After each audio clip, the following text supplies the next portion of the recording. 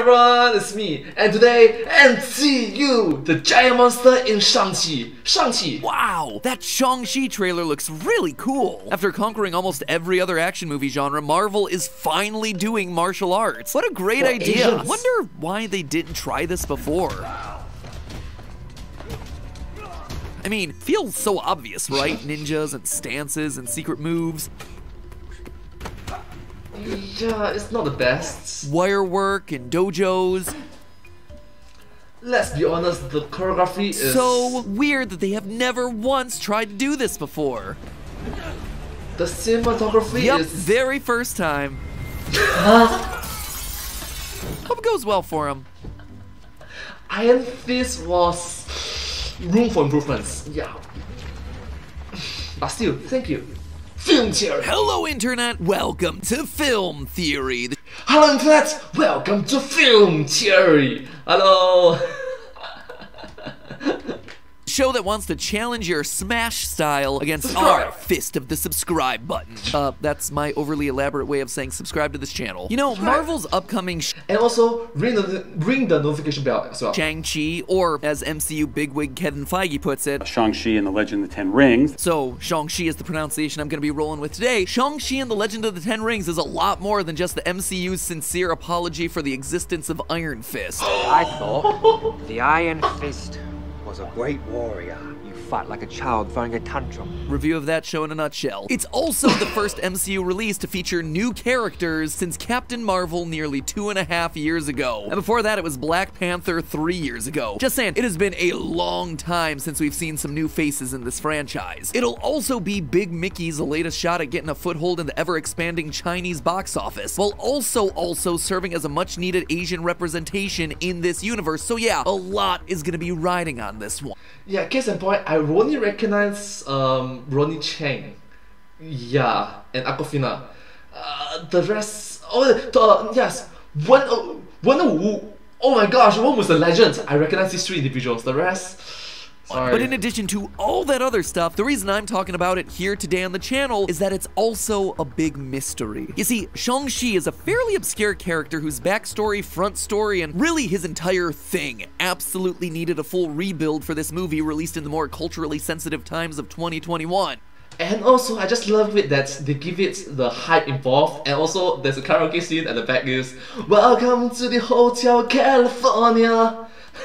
Sorry. And considering that Disney has everything locked down tighter than Scrooge McDuck's Bitcoin password, we don't know anything about the actual story of this movie. Or do we? That's right, Internet. Theory Master MatPat is skipping your instruction all the way ahead to the 36th chamber and cracking the biggest secrets of the first MCU Kung Fu movie. Today, I'm here to predict Shang-Chi 4 months before it's actually released, what it's probably about, who these people are, why it's really called the Ten Rings, where those rings actually come from, and how I predict Marvel has a giant kaiju-sized surprise waiting in the wings at the end of all that kicking.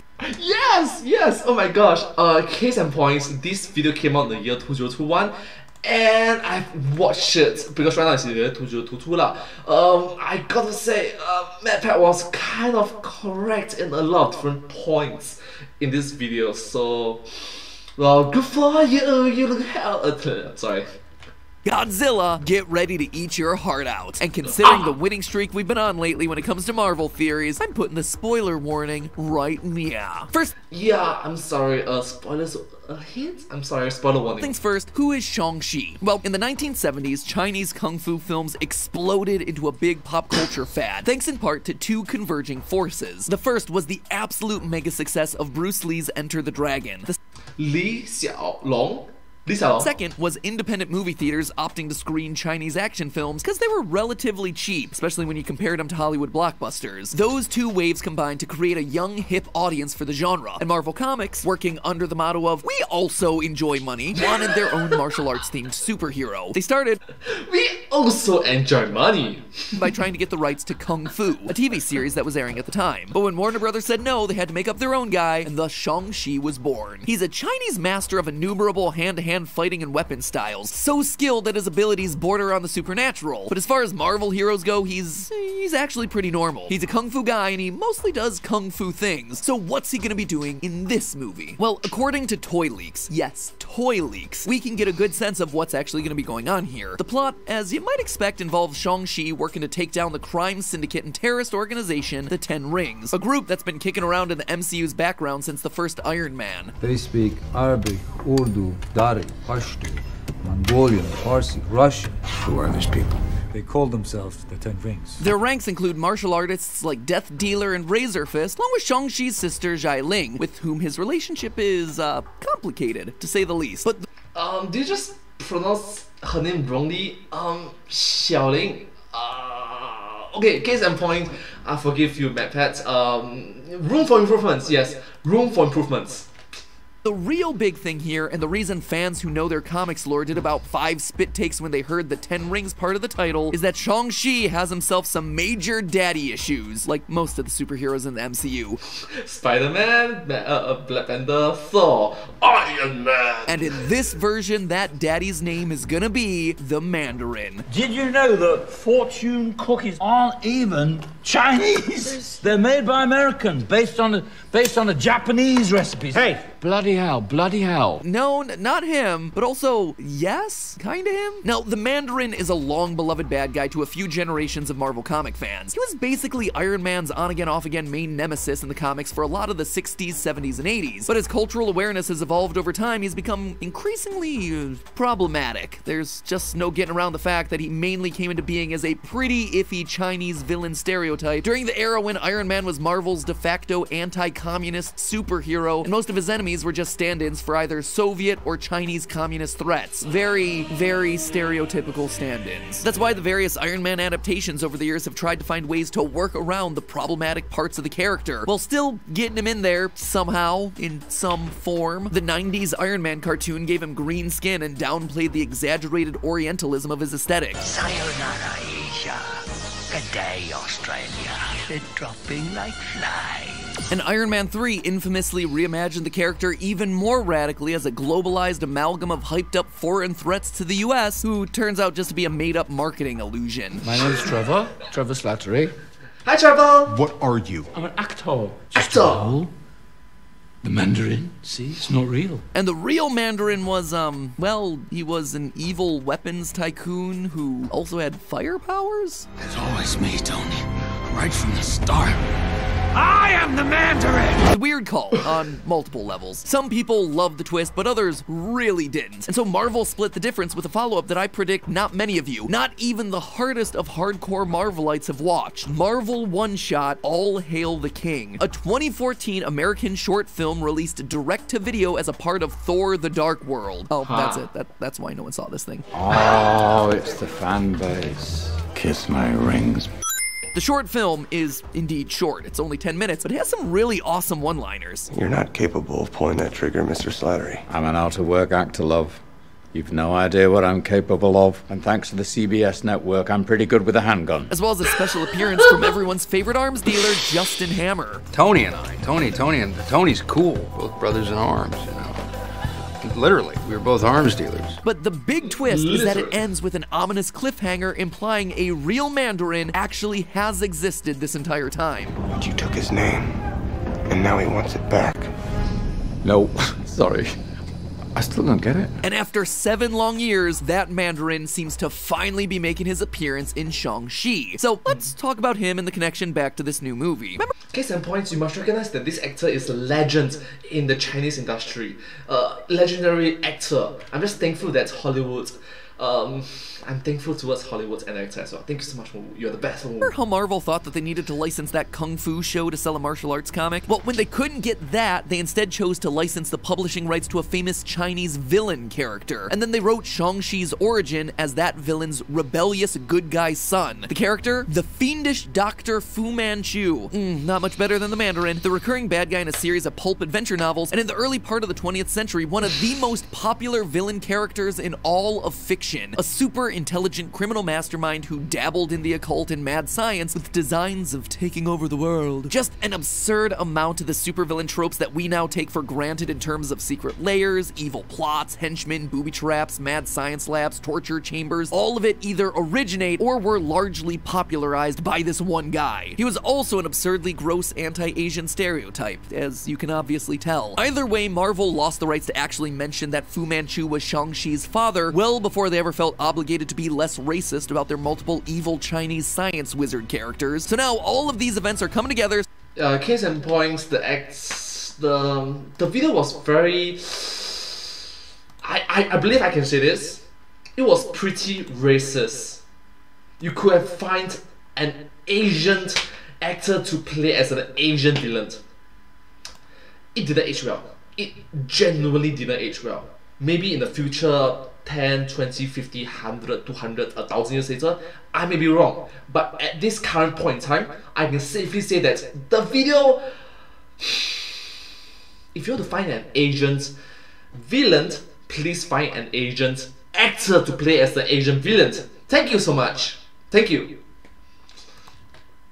So that Wenwu, the true Mandarin, is filling the role of Shang-Chi's dad. So ultimately, the plot of this thing is good guy Shang-Chi rebelling against evil crime lord Wenwu dad, which brings us then to the 10 rings themselves. Now, in the comics, the Mandarin has historically worn 10 rings of power that each grant a different super ability. Ice, fire, electricity, vortex, aka wind, white light, black light, which you never want to use in a motel room, psychic, impact beam, disintegration, and matter rearranger. Pretty much the Infinity Gauntlet again, but with some extra Captain Planety powers mixed in, cause, you know, now there's a whole other hand they have to fill up. But in the trailer for Shang-Chi, they don't appear to be rings, rather they appear to be metal bands worn around the villain's arms. And this is supported by the toy leaks, where we see Wenwu showing off the rings wrapped around each of his forearms. Now, that is a pretty big change, but it's one that comes with a few logical explanations. Shang-Chi is a martial arts film grounded in the tradition of Chinese Kung Fu, and Iron Ring style is a thing in both the folklore and reality of Chinese martial arts. Southern Shaolin masters who practice rooted stances like horse style and the famous Hung Gar technique are known to use traditional training methods where heavy iron rings are worn on the arms for strength and muscle building. And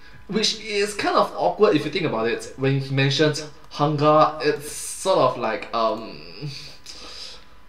Quan, you know, Hong's family's feasts, or you can say that the family of Hong's martial arts. Hong Quan. Yeah, the martial arts from Hong's family. Yeah. Master the movement of physical force through the moving and stopping of limbs. You know earthbenders like Toph in Avatar: The Last Airbender? Well, their wide, low-to-the-ground stances are very much tied to traditional Hung Gar technique, and Chinese Kung Fu movies have often depicted Southern Shaolin and Hung Gar-associated folk heroes using combat versions of the rings as actual weapons in battle. Which, think about it, is actually super useful. Even though you don't see it in the current day and age, in this current society involved, it's very useful. You have a strong, stable foundation to fight.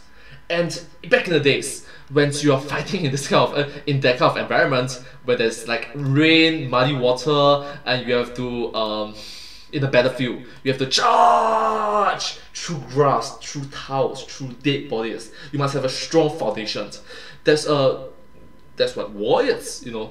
But in this day and age, there's bullets, there's rifles, there are MMA fights in which you don't see MMA fighters fight on the beach. You don't see MMA fighter fight on a boat, because it's just not entertaining. And if it's not entertaining, people don't use it, and if it's not use it, people sooner or later just yeah. Having said that, it's very important to respect this sort of art form, this sort of martial form, because it was once at a point in time in history, it was significantly better than MMA. It's better than Jiu-Jitsu, it's better than boxing, it's better than Krav Maga, it's better than all these different martial arts. It's because imagine you are fighting on a cliff, you are fighting on a mountain stairs, on a forest. You try freaking throwing a Jiu-Jitsu move on a forest. There's tree branches, there's roots, there's animal carcass, there's shrub here and there. You don't do that. You just don't do that. You really just don't do that. Alright? In this current day and age, there is floors, there's even ground. More useful. Like in the film Kung Fu Hustle. So, okay, not a huge leap to imagine the 2021 live-action movie Mandarin's 10 Rings being adapted into something more like Hungar fighting rings. Though it does raise the question, if they're on his arms and not his fingers, don't they stop being rings and become the 10 bracelets? And sure, a line like that could easily be a tension-breaking quip a Marvel character could drop in the middle of a fight. Or, here's my big prediction for this one, friends, they're still rings, but they're not rings made for human fingers. What if they happen to be rings that were once worn by a giant magic dragon? Oh, here we go. MatPat's gone off the deep end again. But hear me out here, guys. What's something else the MCU hasn't gone and fully given us yet? A giant monster character. Sure, there have been a few giants here and there. The Dormammu! I've come to bargain. Frost giants, most notably Surtur at the end of Thor Ragnarok, but overall a shocking lack of big, oversized creatures for these godlike characters to fight. And while the other Marvel martial arts thing did a bunch of big talk about a dragon, they apparently couldn't afford to show it, ever. But Shang-Chi has both money and an excuse to have a giant dragon turn up. And not just because the only thing that you'll find more of in Chinese folklore than martial arts masters is dragons. You see, there's a dragonish candidate sitting in the Marvel Comics canon who's tangled with Shang-Chi before, and in Chinese there's a saying called 左青龙, 右白虎, left green dragon, right white tiger. Yes. Would fit the bill perfectly. And his name is Fin Fang Foom. You can't make that stuff up. Well, obviously you can. Someone clearly did at some point in history, but that's what we're going with. Originally created as part of Marvel's pre-superhero crazy stuff from space stories, Fin Fang Foom is a sort of humanoid-shaped dragon who's actually an alien visitor named a Makluan. Originating in the 60s and revived by Marvel writers in the 70s, pretty much for the sole reason that his name is fun to say, Fin Fang Foom has been all over the place. So he's a dragon, kinda. So what? Well, what makes him a perfect fit to show up here in this movie, in this specific context, is that the comics origin of the Mandarin's rings usually frame them as not being magical or supernatural, but rather advanced alien technology that the man who'd later become the Mandarin found on an archaeological expedition in China. So what if Fin Fang Foom not only brings in the dragon element, but also happens to be the 10 Rings' original alien owner? Seems like I'm stretching a lot, right? Get it. That's why they are incapable of recognizing what sort of technology is involved in the 10 Rings. Oh, but it explains a lot. But the clue that brings it all together is this. Remember those toy leaks I mentioned earlier? Both the Funko Pop and Hasbro lines of toys feature a dragon named the Great Protector. Heck, even Lego has a dragon coming out of this movie somehow. And would you know it, 10 fingers, 5 on each hand. So yeah, I'm calling the shot here, friends. Master MatPat predicts the Mandarin's big bicep-hugging 10 Rings are actually the fancy finger decor of Fin Fang Foom, or some other giant dragon, and that using them will either summon, control, defeat, or maybe free the MCU's first kaiju-sized sentient monster where the mandatory sky beam is gonna mark the spot. Then again, it is all just a theory. A film theory. And cut. Also subscribe to let me know how wrong I was when this movie eventually comes out. Though, gotta admit, I'm feeling good about this one. Have you hit that subscribe button yet? Great. See you all next week. And ring the notification bell. Thank you so much. Ring the notification bell. Thank you so much for watching this video. I hope you find this video very interesting to watch, and MatPat was kind of correct in some point in the video, and yeah, it's kind of entertaining, isn't it?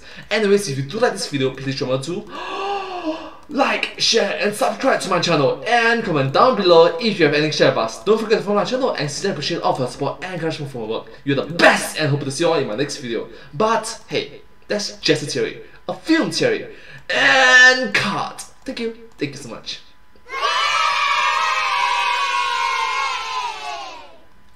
And I hope to see you all in my next video. Bye. Remember to subscribe.